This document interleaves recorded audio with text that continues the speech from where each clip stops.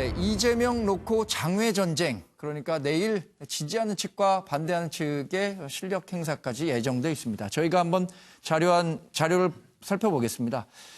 검찰은 이재명 기소 여부 초읽기에 들어갔습니다. 그런데 지금 장외에선 지지와 징계전이 한창 펼쳐지고 있는 거죠. 자, 일단 친형 강제 입원 지시 혐의에 대해서 이 지사는 형님 입원은 형수님이 한 것이다. 반박하고 있죠. 대장동 개발 허위사실 공표 혐의, 공사와 무관하게 5,500억 이익은 이미 받게 돼 있기 때문에 공표 혐의는 해당되지 않는다. 검사 사칭을 했다. 이런 것들에 대해서는 검사 사칭은 취재진이 한 것이 자신이 한 거 아니다.라는 해명들을 내놓고 있습니다. 검찰은 뭐 얘기는 알겠지만 다음 주 중에 모든 걸 종합해서 기소 여부를 결정하겠다라고 하고 있습니다. 이게 장내에서 이루어지는 경쟁이라면 장외에서는 이재명 지지단체는 특정 세력이 이재명 죽이고 있다라고 강조하면서 내일 경찰 수사를 규탄하는 집회를 하겠다고 예고하고 있습니다. 반대로 친문 대 비문 간 다툼으로 프레임을 설정하고 있는 것은 옳지 못한 행동이라고 하면서 민주당원 1,100여 명이 징계를 청원했습니다. 그러니까 이재명 지사를 둘러싼 논란은 법적으로도 또 정치적으로도 계속 진행 중인 거죠.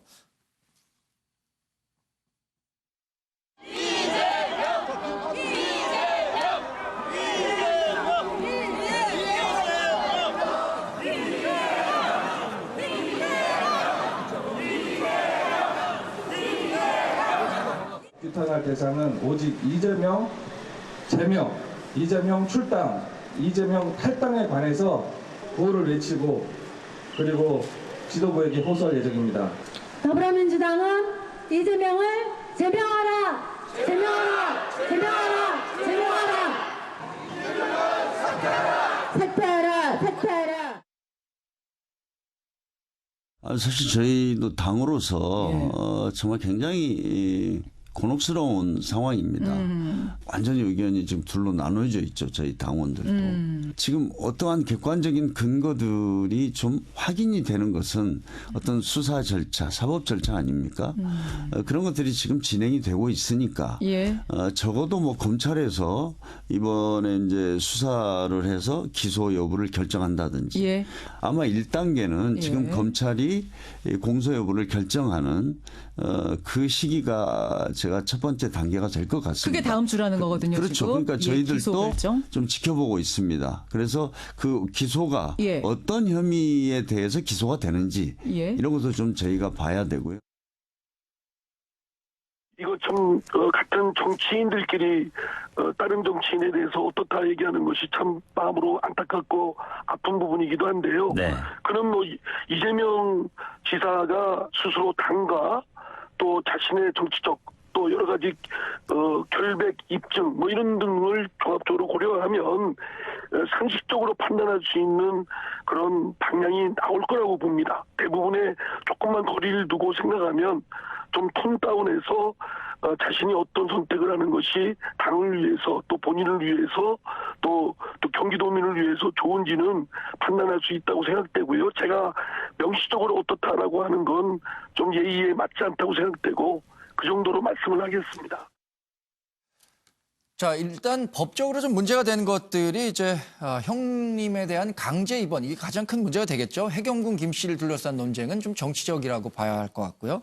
최경철 의원께서는 최근에 진행되는 검찰과 이재명 지사의 법적 논쟁, 법적 공방, 이것에 대한 결론을 혹시 예상해 볼 수 있으세요?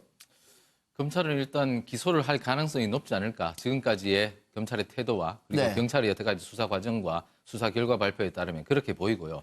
이재명 지사는 이제부터 더욱더 강하게 자신을 보호하기 위해서 결국 권력의 희생양이라는 프레임을 계속 갖고 가겠죠. 결국에는 민주당의 친문 세력과 그리고 청와대와도 각을 세우는 이런 쪽으로 가서 한 지붕 두 가족의 모습을 계속 보여주고 또 지지 세력을 이용해서 그 부분을 좀 더 과시하고 부각시킬 것인데요.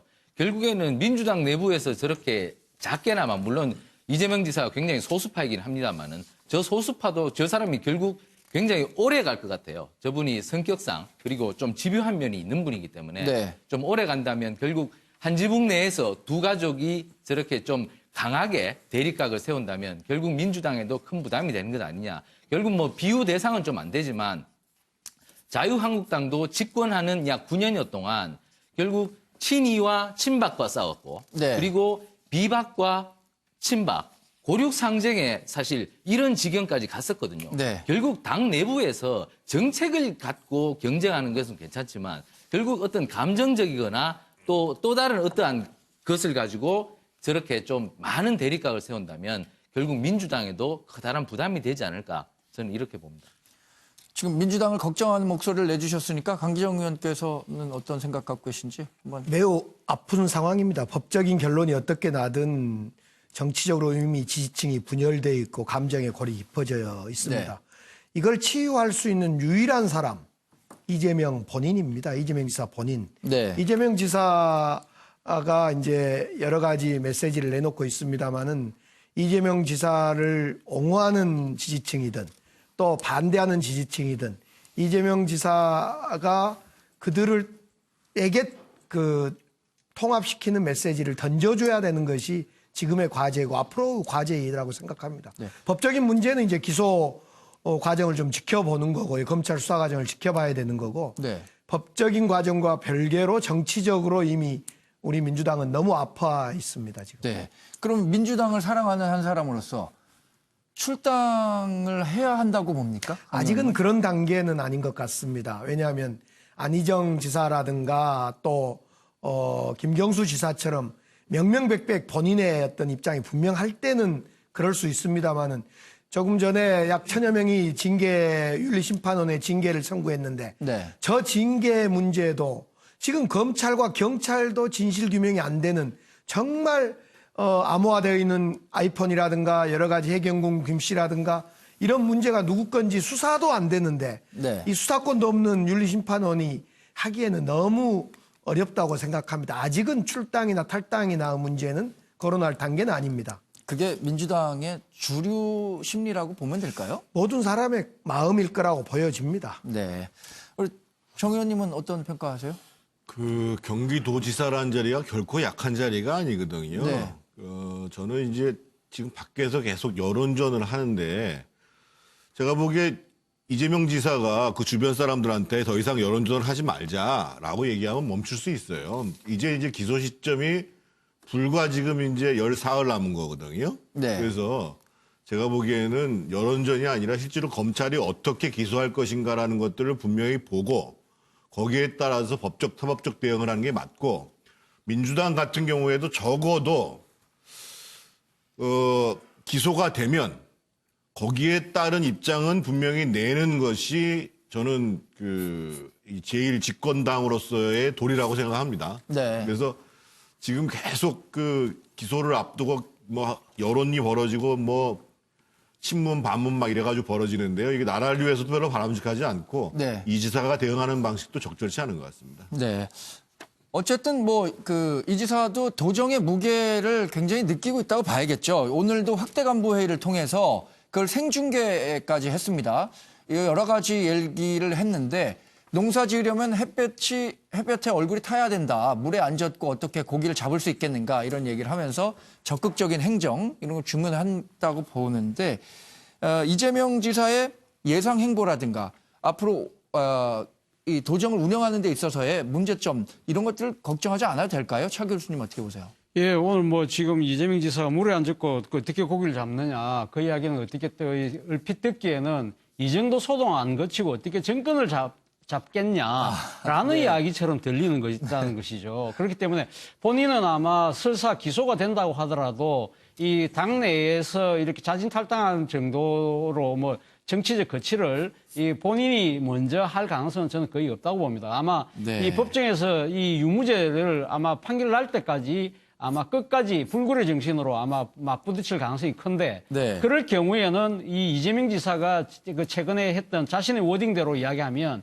이 관계 그러니까 이 같은 편끼리의 그 갈등과 그 대립이 심화되면서 사실 어떻게 보면 여권 전체가 자롱지자에 빠질 가능성이 상당히 높다는 것이죠. 네. 과거 새정치민주연합, 더불어민주당의 전신인 새정치민주연합 때 이 그 문재인 대표 시절에 혁신위가 있었어요. 혁신위가 내놓은 혁신안 중에 보면 기소가 되면 당원 네. 중에 기소가 되면 당직을 박탈하자는 이야기가 있었거든요. 물론 뭐 지금 이재명 지사는 당직은 아닙니다만은 어쨌든 그 이 경기도지사라는 그 정치적 막중함을 봤을 때는 아마 기소가 됐을 경우에 당내 어떤 식으로든 정치적 액션을 요구하는 목소리가 커질 겁니다. 그러나 앞서 제가 이야기한 것처럼 이재명 지사는 아마 조금도 양보할 생각이 없기 때문에 네. 문제는 이러한 상황에서 상당히 이 여권의 분열이 심화되는 과정에서 상당히 정치적 내상이 커질 수밖에 없다는 것이 네. 아마 여건이 당면하고 있는 가장 큰 고민이 아닐까 하는 생각이 듭니다.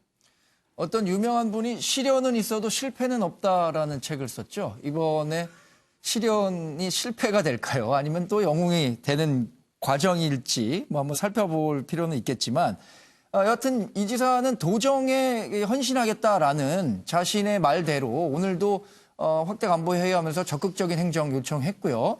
그러면서 이제 이게 또 민생 행보로 가면서 이런 위기를 좀 극복하고 싶은 심리가 있었던 건 아닌가 이렇게 판단할 수도 있을 것 같은데 윤기찬 부대변인께서 한번 설명을 해주시죠. 저는 이 사건이 장기화되면서 네. 오히려 이재명 지사께서 안정감을 갖게 된 게 아닐까.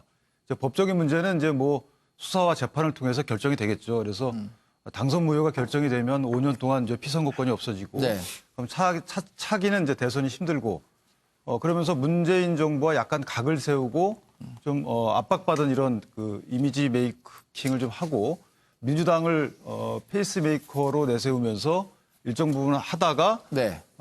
그 국정 동력이 떨어질 때쯤 돼선 치고 나간다. 그러니까 차차기까지 염두에 둔 어떤 이 지사의 행보가 플랜이 쓴 게 아닌가 이런 생각이 좀 들었고요. 그래서 민주당 입장에서는 페이스메이커의 역할을 하지 않으려면 지금이라도 아마 이재명 지사에 대한 어떤 당내 징계 절차를 밟아야 되는 게 아닌가라는 생각까지 해봤습니다. 네. 유치원 회계 관리에 대해 투명성을 높이는 방안을 골자로 한 이른바 박용진 3법 다들 들어보셨을 겁니다. 한국유치원총연합회의 반발이 거세죠. 폐원을 비롯한 물리적인 실력 행사 방안까지 거론되면서 유은혜 교육부총리가 긴급 기자회견을 열었습니다.